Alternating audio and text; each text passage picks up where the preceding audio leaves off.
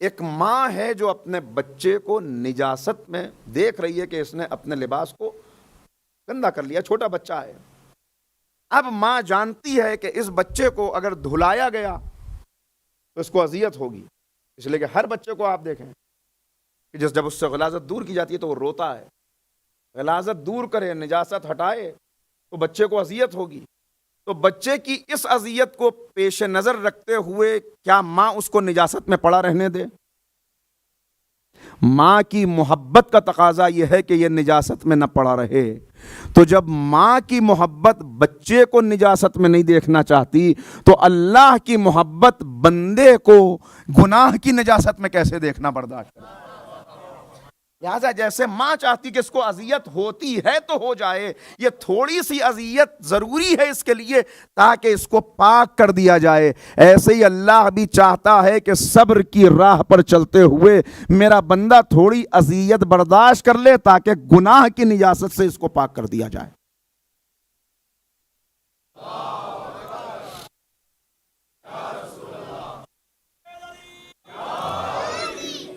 دوسری بات،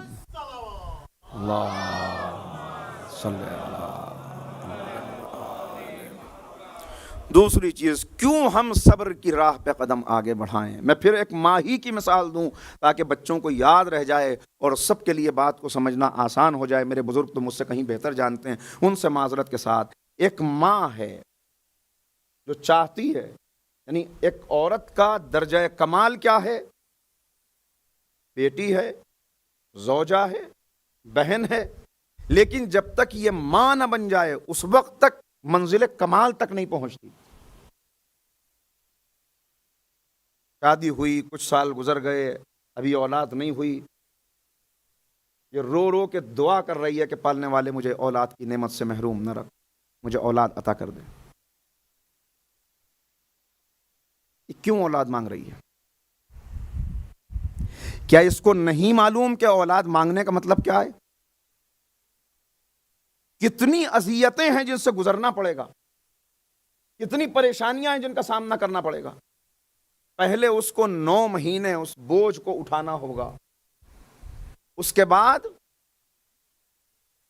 جان نکلنے کی تکلیف کو برداشت کر کے اسے اس دنیا میں لائے گی، پھر راتوں کی نیند اس پر قربان کرے گی. آپ دیکھیں ایک ماں کی زندگی، ایک ماں بننا ہے ایک عورت کے لیے.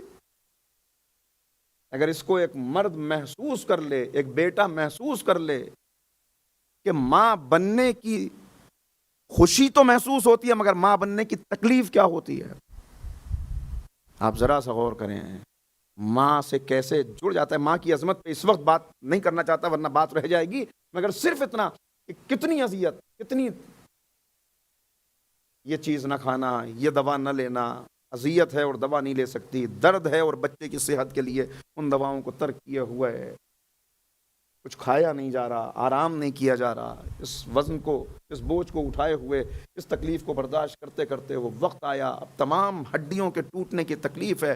اس کے بعد یہ آغوش میں آیا، اب پورے بدن کی قوتیں ہیں جو نچوڑ کے دودھ کی صورت میں اس کے اندر منتقل کر دیں. وہ کمزور ہو گئی، یہ طاقتور ہوتا گیا، اور پھر آہستہ آہستہ دنیا نے دیکھا کہ یہ پروان چڑھا. کتنے تمام خاندان کے کتنے پروگرام ہیں ان کے اندر نہیں شرکت کر پاتی، کتنی پریشانیاں. کیوں پھر آخر مانگ رہی ہے؟ جب اسے معلوم ہے یہ اذیتیں، یہ پریشانیاں، تو کیوں مانگ رہی ہے؟ کہا مانگ اس لیے رہی ہے کہ اسے معلوم ہے ان اذیتوں کے بعد انعام کی صورت میں یہ بیٹا، یہ اولاد، یہ بیٹی اس کو ملے گی. تو انعام کے لیے تکلیف کو برداشت کرنا یہ ماں کے کمال تک پہنچنے کے لیے ضروری ہے. ماں کمال کی منزل نہیں پا سکتی اگر یہ تکلیفیں برداشت نہ کرے. بھائی اسی لیے ہم سے کہا گیا کہ منزل کمال تک پہنچنے کے لیے تمہیں صبر کی راہ پر چلنا ضروری ہے.